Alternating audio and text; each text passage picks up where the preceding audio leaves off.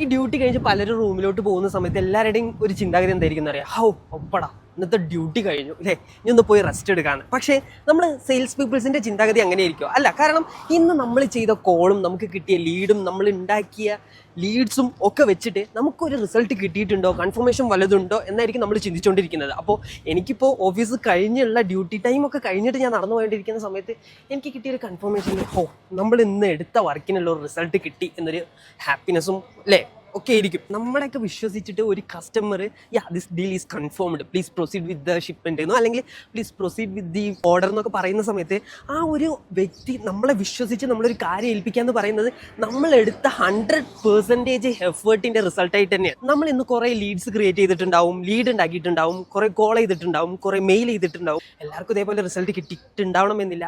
പക്ഷേ ഇത് എൻ്റെ അല്ല ഗൈസ്. കാരണം ഇത് എന്ന് പറയുന്നത് നമ്മുടെ വലിയൊരു കൺഫർമേഷൻ്റെ വലിയൊരു സക്സസിൻ്റെ മുന്നേയുള്ള ചെറിയൊരു ഗ്യാപ്പായിട്ട് കണ്ടാൽ മതി. അപ്പോൾ ഒട്ടും ഫ്രസ്ട്രേറ്റഡ് ആവേണ്ട ആവശ്യമില്ല.